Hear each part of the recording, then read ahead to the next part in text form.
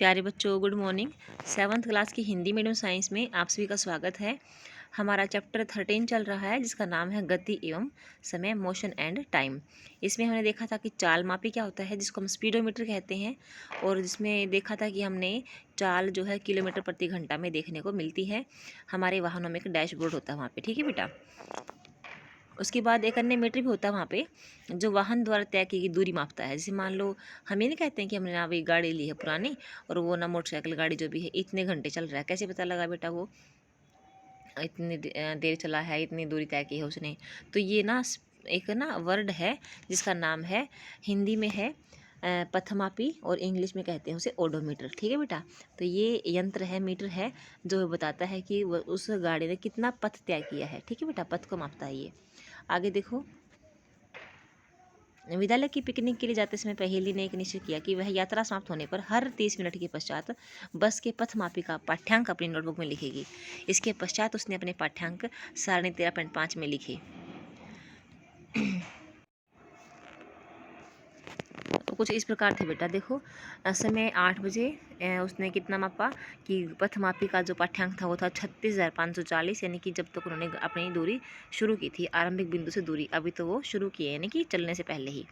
आधा घंटा बाद उसने देखा कि 560 किलोमीटर, आधे घंटे में उसने 20 किलोमीटर दूरी तय कर ली बस ने पिकनिक जाते हुए। उसके बाद 9 बजे देखा, आधे घंटे बाद फिर उसने 580 यानी कि फिर 40 किलोमीटर दूरी तय उसने कर ली।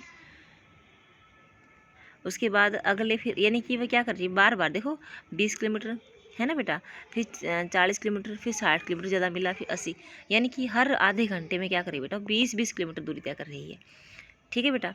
तो सारणी को देखकर बूझो ने पहेली से पूछा कि क्या वे बता सकते कि 9:45 पर उनकी बस ने कितनी दूरी तय कर ली थी। 45 देखो बेटा, 9:30 बजे कितना कर लिया उसने, 36,600 किलोमीटर दूर चली गई वो, ठीक है ना, गाड़ी तय कर लिया।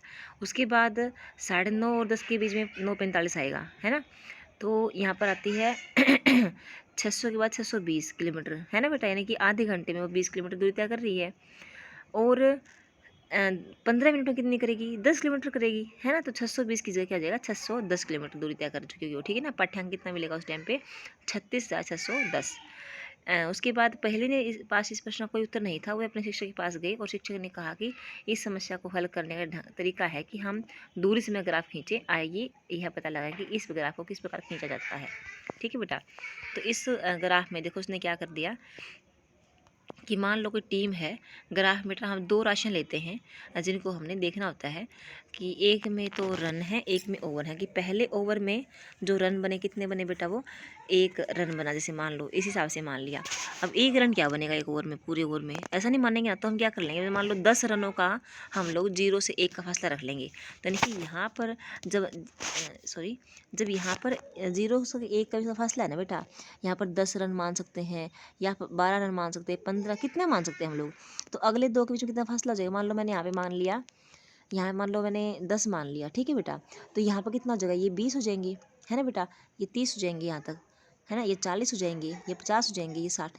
यानी कि इस प्रकार से हम लोग क्या करते हैं, एक यूनिट बना लेते हैं इसकी, ठीक है ना बेटा, एक गैप बना लेते हैं। उसके बाद ये पहला ओवर है, दूसरा ओवर है, तीसरा, इस प्रकार से कर लेते हैं, ठीक है।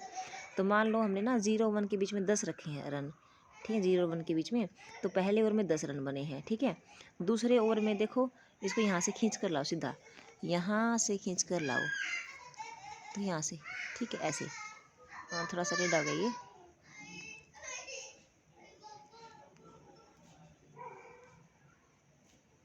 ठीक है। तो ये क्या है बेटा, 5 यानी कि 50 ओवर जो हैं, 50 रन जो हैं बन चुके हैं तीसरे ओवर तक, ठीक है बेटा। देखा ना, दूसरे ओवर तक, ठीक है ना बेटा। तो सबसे ज़्यादा ऐसे पूछ सकता है, तो सबसे ज़्यादा ओवर किस में बने, तो यानी कि भाई इसमें ना, जैसे मान लो 10 की रखी, इसने 5 की रखी है, 4 की रखी है, जितने की रखी है ना बेटा, मान लो इसने मान लो 5 रनों की रखी है, ठीक है ना। तो यहाँ तक कितने हो गए, 50 रन हो गए ना। तो सबसे ज़्यादा किस में बने बेटा, जो रन है वो किस में बने हैं, ये ओवर है, चौथा ओवर है, ठीक है बेटा। आगे देखो, इसमें क्या लिखा हुआ है, किसी टीम द्वारा प्रत्येक ओवर में बने रनों को दर्शाता स्तंभ ग्राफ, इसको हम बोलते हैं स्तंभ ग्राफ, या इसको इंग्लिश में कहते हैं बेटा, आप मैथ में करते भी हैं, मैथ तो इंग्लिश में इसको बोलते हैं बार ग्राफ। क्या बोलते हैं बेटे, बार ग्राफ, ठीक है। बार ग्राफ बनाते हैं इसमें। इसको बार यानी कि खड़े कॉलम इस प्रकार के, इनको बार बोलते हैं। और ग्राफ यानी कि चित्रों के माध्यम से दिखाना, उसको बोलेंगे बार ग्राफ। ठीक है, आगे देखो, क्या कोई और तरीका भी है इनको दिखाने का? क्या कोई और ग्राफ भी होते हैं? तो बेटा वायु का संगठन दिखाने के लिए वृत्तारेख, यानी कि इस प्रकार का क्या है, एक वृत्तारेख भी होता है, इसको हम कहते हैं इसे पाई चार्ट। क्या कहते हैं बेटा?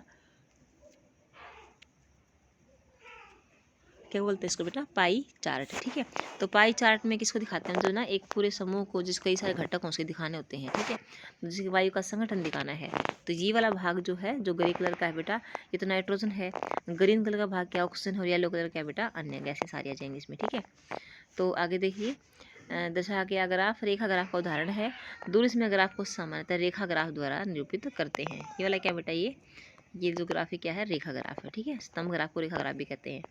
तो ये ना जैसे दिखा रखा है कि हम और बहुत सी राशि माप सकते हैं, कि जैसे मान लो किसी बच्चे की आयु और भार को दर्शाता ग्राफ। इसमें क्या है कि बच्चे की आयु जब 2 साल का था तो उसका वेट कितना था? 10 किलोग्राम था। उसके बाद जब वो 4 साल का हुआ तो उसका वेट मान लो इसने दिखा रखा है 10 के 15 के नीचे है, 10 से ऊपर है, यानी कि ये 12 साढ़े 12 किलोग्राम होगा। ठीक है ना बेटा? तो इस प्रकार से दो राशियों के बीच में तुलना करने के लिए हम जब चित्रों का प्रतीकों का सहारा लेते हैं, तब हम क्या कहते हैं कि हमने ग्राफ बनाया है। ठीक है, ग्राफ के द्वारा उन राशियों का संबंध दर्शाया है। तो बेटा आज के लेक्चर में इतना ही, आगे हम फिर करेंगे। ठीक है, तो इसी के साथ thank you and all the best.